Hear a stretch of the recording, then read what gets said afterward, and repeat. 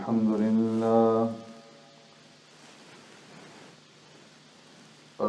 لله نحمده ونستعينه ونستغفره ونؤمن به ونتوكل عليه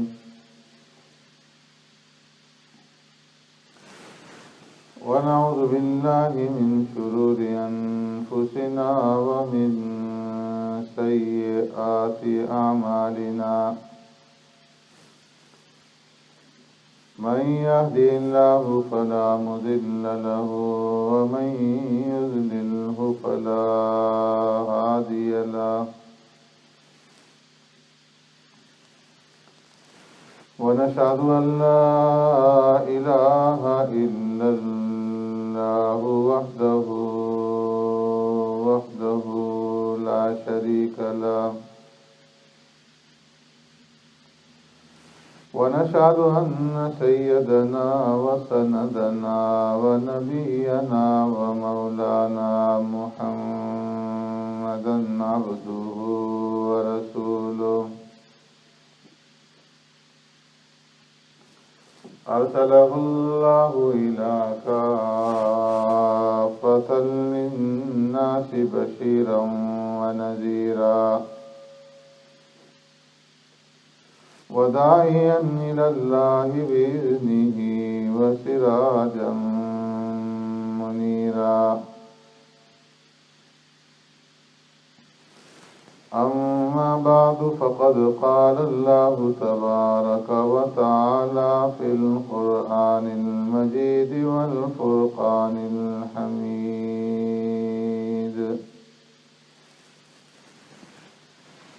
فأعوذ بالله من الشيطان الرجيم بسم الله الرحمن الرحيم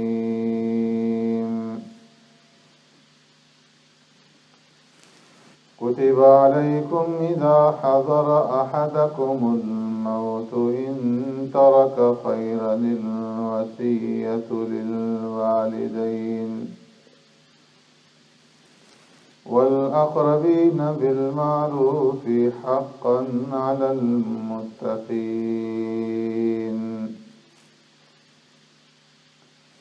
فمن بدله بعدما سمعه فإنما إثمه على الذين يبدلونه إن الله سميع عليم فمن خاف من موص جنفا أو إثما فأصلح بينهم فلا إثم عليه إن الله غفور رحيم صدق الله مولانا العظيم يا رب صل وسلم دائما أبدا على حبيبك خير الخلق كلهم هو الحبيب الذي ترجى شفاعته لكل هول من الأهوال مقتحم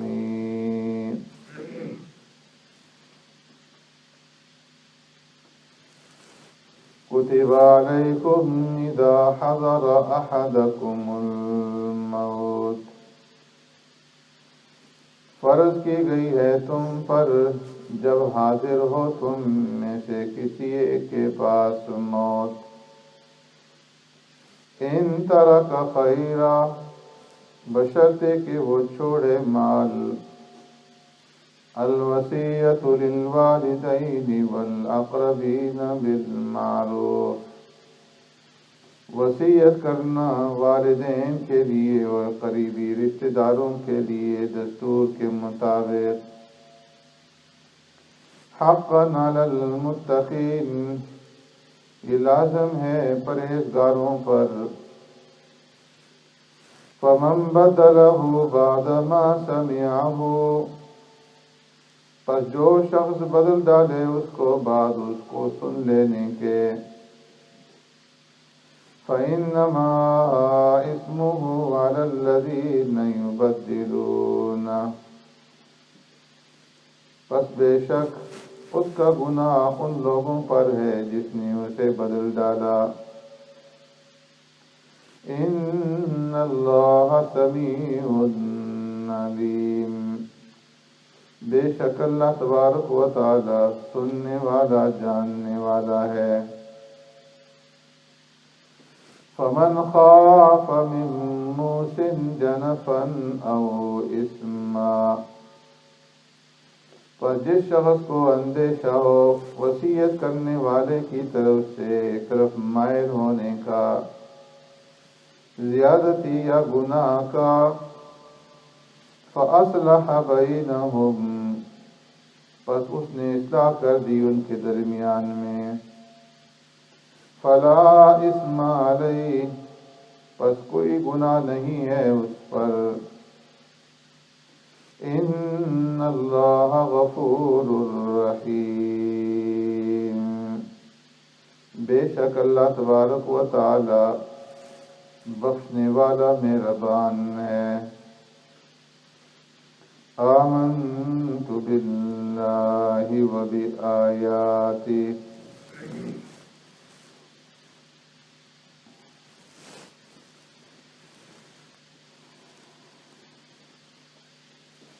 حضرات گرامی،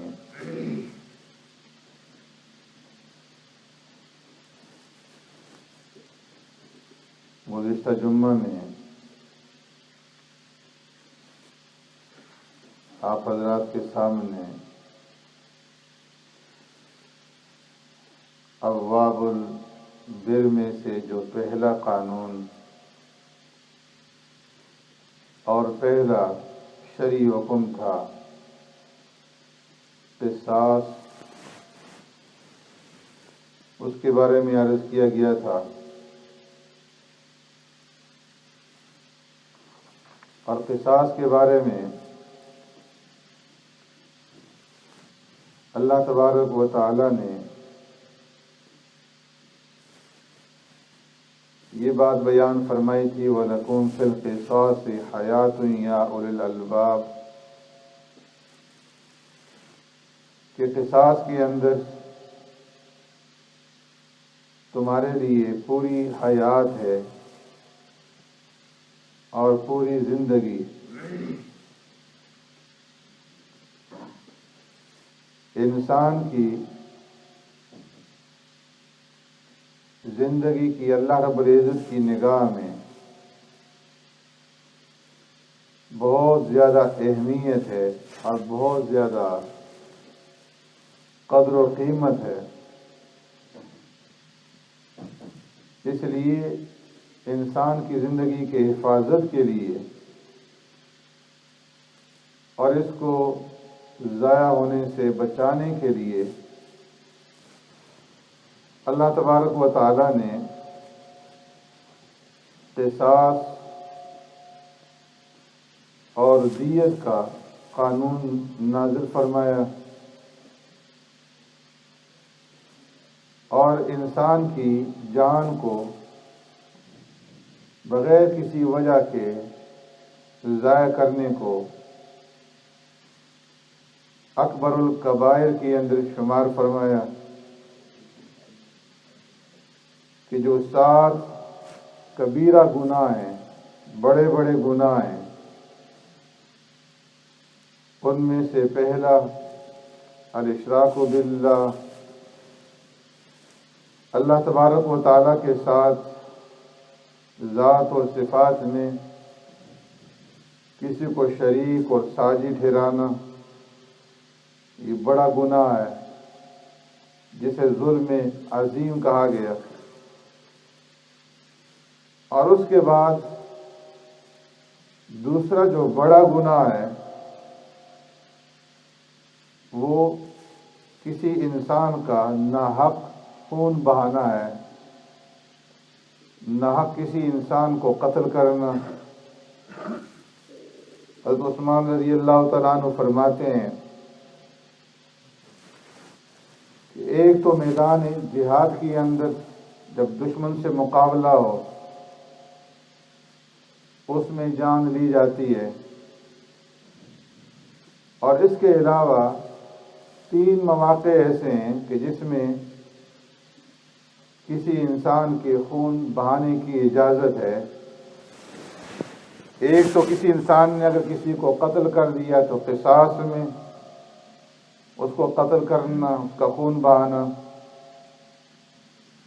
دوسرا، کسی مرد اور عورت کو زنا کے جرم میں سنسار کی سزا سنائی گئی تو اس کو سنسار کرنا۔ اور تیسرا، جو انسان اسلام چھوڑ کر مرتد ہو جائے تو اس کا خون بہانا۔ تو میں اس کے علاوہ کسی انسان کا خون بہانا اس کی اجازت نہیں۔ تو اس لیے اللہ تبارک و تعالی نے قصاص اور دیت کا قانون نازل فرمایا تاکہ انسانی جان کو ضیاع سے بچایا جا سکے، اس کی حفاظت کی جا سکے۔ اور اس کے لیے قصاص جو ہے فرمایا کہ یہ بہترین دوا ہے۔ تو قصاص کا حکم نازل فرمانے کے بعد اب اللہ تبارک و تعالی دوسرا جو حکم نازل فرما رہے ہیں وہ وصیت کے بارے میں۔ دونوں کے درمیان میں تعلق اور ربط یہ ہے کہ قصاص کے اندر جان کی حفاظت تھی اور وصیت میں مال کی حفاظت۔ فوجداری قانون کے بعد دیوانی جو قانون ہے اس کو نازل کیا گیا تاکہ جو انسان مال اور دولت رکھنے والا ہے تو وہ اپنے ورثاء کو اس مال اور دولت سے محروم کر کے معاشی قتل کا سبب نہ بنے۔ اس لیے اللہ تبارک و تعالی نے یہ وصیت کا قانون نازل فرمایا اور فرمایا کہ کتب علیکم اذا حضر احدکم الموت ان ترک خیرا الوصیۃ للوالدین والاقربین بالمعروف، کہ جب تم میں سے کسی کے اوپر موت کے آثار ظاہر ہوں اور اس کے پاس مال بھی ہو، ترکے میں وہ مال چھوڑ کر کے مر رہا ہو، تو ایسی صورت میں فرمایا اس کے اوپر لازم ہے کہ وہ ماں باپ کے لیے اور جو اس کے قریبی رشتہ دار ہیں ان کے حق میں وہ وصیت کرے 1/3 مال کے اندر۔ حقاً علی المتقین، اور فرمایا کہ یہ لازم ہے متقیوں پر، پرہیزگاروں پر، کہ وہ مرنے سے پہلے 1/3 مال میں اپنے والدین کے لیے اور قریبی رشتہ داروں کے لیے وصیت کریں۔ مفسرین فرماتے ہیں کہ یہ آیت کریمہ جو ہے منسوخ ہو گئی جب سورہ نساء کی آیت اللہ تبارک و تعالیٰ نے نازل فرما دی، للرجال نصیب مما اکتسبوا اور یوصیکم اللہ فی اولادکم، اور اس کے اندر تفصیل کے ساتھ اللہ تبارک و تعالیٰ نے جو شرعی ورثاء ہیں ان کا حق بیان کر دیا کہ وراثت کے اندر کس کو کتنا کتنا حصہ ملے گا۔ تو سرکار دو عالم صلی اللہ علیہ وسلم نے حجۃ الوداع کے موقع پر یہ اعلان فرما دیا کہ ان اللہ تبارک و تعالی فرض لکل ذی حق حقہ فلا وصیۃ لوارث، کہ اللہ تبارک و تعالیٰ نے اب ہر ایک حقدار کا وراثت میں جو اس کا حق ہے اس کو کھول کر کے بیان فرما دیا ہے، لہذا اس کے بعد جو ورثاء ہیں ان کے حق میں وصیت نہیں ہوگی۔ تو اس طرح اللہ تبارک و تعالیٰ نے وصیت کے بارے میں احکامات نازل فرما کر کے اس آیت کریمہ کو منسوخ کر دیا۔ ابتداء اسلام کے اندر جب تک شریعت میں ورثاء کے حق متعین نہیں تھے، اس وقت تک یہ حکم تھا کہ جب کوئی مرنے پہ آئے، موت کے آثار ظاہر ہوں، تو والدین کے لیے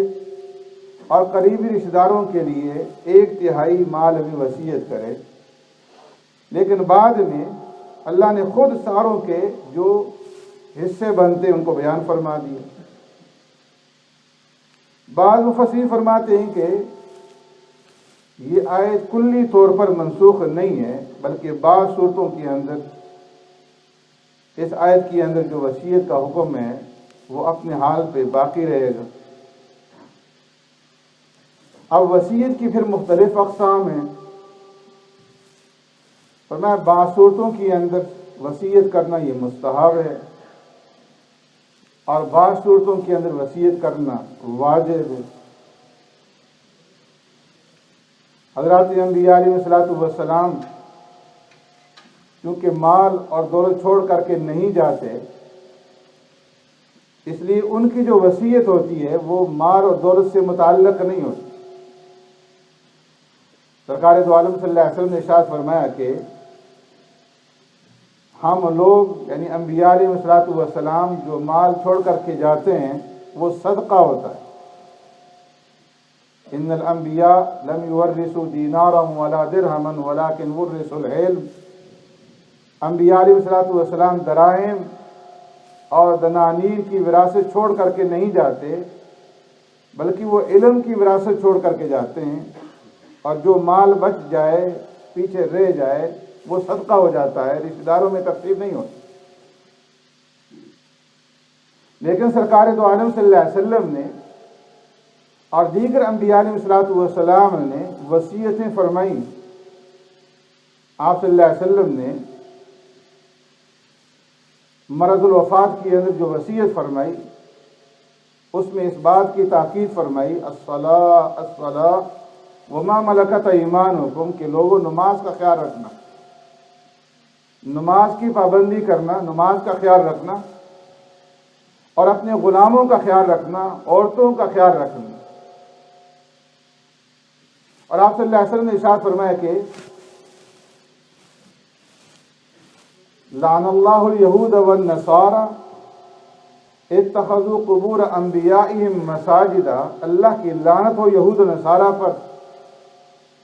کہ انہوں نے انبیاء علیہ الصلوۃ والسلام کی قبروں کو سجدہ گاہ بنا لیا۔ اس لیے فرمایا کہ اے مسلمانوں تم میری قبر کو سجدہ گاہ نہ بنانا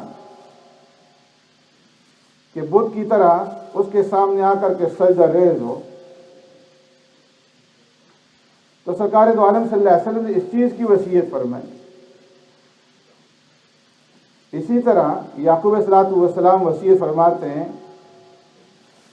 ام کنتم شہداء اذ حضر یعقوب الموت اذ قال لبنیہ ما تعبدون من بعدی۔ تو اس چیز کی وصیت فرماتے ہیں کہ میرے بعد اے میری اولاد تم کس کی عبادت کرو۔ تو ان کی جو وصیت ہے انبیاء علیہ الصلوۃ والسلام کی، تو میں وہ دراہم اور دنانیر مال اور دولت کے بارے میں نہیں ہوتی، بلکہ علم کے بارے میں، دین کے بارے میں، اور دین کے مطابق اپنی زندگیوں کو گزارنے کے بارے میں۔ سرکار دو عالم صلی اللہ علیہ وسلم نے جس چیز سے منع کیا کہ میری قبر کو سجدگاہ مت بنانا، آج مسلمانوں نے سرکار دو عالم صلی اللہ علیہ وسلم کی اسی وصیت کو بلا کر کے جتنے بھی دربار ہیں ان کو سجدگاہ بنا لیا۔ کہیں داتا دربار پہ، کہیں علی اجمیری کی زیارت کے اوپر، ہر مقام پر کہیں چڑھاوے چڑھائے جاتے ہیں، کہیں چادریں چڑھائی جاتی ہیں، پھولوں کی ریشمی چادریں، اور نظر و نیاز مانے جاتے ہیں، بکرے چڑھائے جاتے ہیں، حالانکہ سرکار دو عالم صلی اللہ علیہ وسلم نے یہود و نصارہ پر اس لیے لعنت فرمائی تھی کہ انہوں نے یہ کام اختیار کیے، تو اس لیے فرمایا کہ انبیاء علیہ السلام چونکہ مال اور دولت چھوڑ کر کے نہیں جاتے، اس لیے مال کے متعلق وصیت نہیں کرتے، لیکن امت کو یہ حکم دیا کہ وہ 1/3 مال کے اندر جو ہے وصیت کر سکتے ہیں۔ سرکار دو عالم صلی اللہ علیہ وسلم نے ارشاد فرمایا کہ 1/3 سے زیادہ کے اندر وصیت نہ کرو۔ حضرت عمرو بن العاص رضی اللہ تعالیٰ فرماتے ہیں کہ میں بیماری کی حالت میں تھا، سرکار دو عالم صلی اللہ علیہ وسلم میرے پاس تشریف لائے بیمار پرسی کے لیے۔ میں نے عرض کیا، اے اللہ کے رسول صلی اللہ علیہ وسلم، آپ میری حالت دیکھ رہے ہیں کہ میں کس حالت میں ہوں، میرے ورثاء میں صرف ایک بیٹی ہے، تو میں یہ چاہتا ہوں کہ سارا جو میرا مال ہے اس کے اندر میں وصیت کر جاؤں کہ اسے اللہ کے راستے میں دے دیا جائے۔ آپ صلی اللہ علیہ وسلم فرمایا کہ نہیں۔ عرض کیا، آدھے مال کے اندر وصیت کر جاؤں؟ فرمایا نہیں۔ 2/3 کے اندر؟ فرمایا نہیں۔ 1/3 کے اندر؟ تو آپ صلی اللہ علیہ وسلم نے ارشاد فرمایا کہ ہاں 1/3 میں وصیت کر دو، وَالثُّلُثُ کثیر، اور فرمایا کہ یہ بھی زیادہ ہے، اور فرمایا کہ تم اپنے ورثاء کو مالدار چھوڑ کر کے جاؤ تو یہ بہتر ہے اس بات سے کہ تم ان کو ایسی حالت میں فقر و فاقہ اور تنگدستی کی حالت میں چھوڑ کر کے جاؤ کہ وہ لوگوں کے سامنے ہاتھ پھیلاتے رہیں، تو یہ بہتر ہے کہ تم ان کو مالداری کی حالت میں چھوڑ کر کے جاؤ۔ اور فرمایا کہ جو بھی کام تم اللہ کی رضا کے لیے کرو گے، اللہ کی طرف سے تمہیں اس کے اوپر بدلہ دیا جائے گا، چاہے تم ایک لقمہ اللہ کی رضا کی خاطر اپنی بیوی کے منہ کے اندر ڈالو تو اس پہ بھی اللہ تبارک و تعالیٰ کی طرف سے تمہیں اجر اور ثواب دیا جائے۔ تو اس نے فرمایا کہ ایک تو وصیت مستحب ہے اور دوسری وصیت واجب ہے کہ انسان کے اوپر جب موت کے آثار ظاہر ہوں تو اس سے پہلے اس کے ذمہ جو حقوق ہیں ان کے بارے میں وصیت کر جائے۔ اگر کسی سے قرض لیا ہے، کسی نے اس کے پاس امانت رکھی ہے تو اس کے بارے میں بتا دے، اس کے ذمہ جو فرائض ہیں، زکوٰۃ اس کے ذمہ باقی ہے، زکوٰۃ ادا نہیں کی، جتنے سالوں کی زکوٰۃ ادا نہیں کی تو اس کے بارے میں وصیت کر جائے کہ اتنے سالوں کی زکوٰۃ میرے ذمہ بقایا ہے۔ فرض نمازیں ہیں، اسی طرح روزہ ہے، حج ہے، جو فرائض ہیں ان کے بارے میں اپنے ورثاء کو بتا کر کے جائے کہ یہ چیزیں میرے ذمہ ہیں اور ان کو ادا کرنا ہے۔ تو فرمایا کہ جو وصیت کا نفاذ ہوگا سب سے پہلے مرنے والے کے بعد اس کی تجہیز و تکفین ہوگی، اس کے ورثہ میں سے، اس کے ترکہ میں سے، اور اس کے بعد دیکھا جائے گا کہ اس کے اوپر قرض ہے یا نہیں۔ قرض ہے تو سب سے پہلے قرض ادا کیا جائے گا، اگر بیوی کا مہر ادا نہیں کیا تو وہ ادا کیا جائے گا، اور اس کے بعد پھر 1/3 کے اندر اس کی وصیت جو ہے وہ نافذ کی جائے گی، اور وصیت کے نفاذ میں اس بات کا لحاظ رکھا جائے گا کہ جو فرائض ہیں ان کو مقدم رکھا جائے۔ وصیت کرنے والا خود بھی وصیت کے اندر جو ہے فرائض کو مقدم رکھے، اور اگر اس نے ایسا نہیں کیا تو جو ورثاء ہیں فرمائی ان کی ذمہ داری ہے کہ وہ قرض کو ادا کرنے کے بعد جو 1/3 مال ہے اس میں جب وہ وصیت نافذ کریں تو پہلے فرائض کو دیکھیں کہ اس کے ذمہ نمازیں باقی ہیں یا نہیں، نماز کے بارے میں وصیت کی ہے، زکوٰۃ کے بارے میں کی ہے، حج فرض تھا حج نہیں ادا کیا، حج بدل کے بارے میں وصیت کی ہے یا نہیں۔ تو جو فرائض ہیں اس کو مقدم رکھیں، کسی کا قرض ادا کرنا ہے، اس کے بعد جو نوافل ہیں ان کے جو ہے ان کو دیکھا جائے اور اس کے اندر پھر وصیت کو جو ہے نافذ کیا جائے، اور اس کے بعد جو مال بچے گا وہ ورثاء کے اندر تقسیم کیا جائے گا۔ تو فرمایا کہ فَمَن بَدَّلَهُ بَعْدَ مَا سَمِعَهُ فَإِنَّمَا اسْمُهُ عَلَى الَّذِينَ يُبَدِّلُونَ، جس آدمی نے وصیت کر لی اور وصیت کرنے کے بعد جو اس کے ورثات ہیں انہوں نے اس وصیت کے اندر تبدیلی کر دی،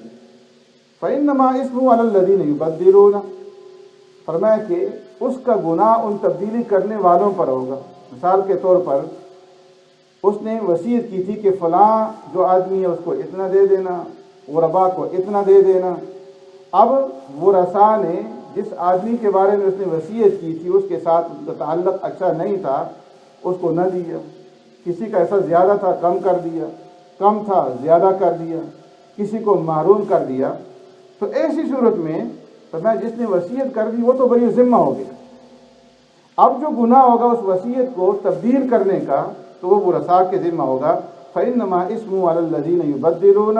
إِنَّ اللَّهَ سَمِيعٌ عَلِيمٌ، بے شک اللہ تبارک و تعالیٰ سننے والے جاننے والے ہیں۔ وصیت کرنے والے نے جو وصیت کر دی اللہ نے اس کو سن لیا، اور اب جو تبدیل کر رہے ہیں اللہ رب العزت سے ان کا یہ عمل بھی مخفی نہیں ہے، اللہ اس کو بھی جانتے ہیں۔ فَمَنْ خَافَ مِن مُوصٍ جَنَفًا أَوْ إِثْمًا فَأَصْلَحَ بَيْنَهُمْ فَلَا إِثْمَ عَلَيْهِ، لیکن فرمایا کہ اگر کسی آدمی نے وصیت کو اس لیے تبدیل کیا کہ جو وصیت کرنے والا تھا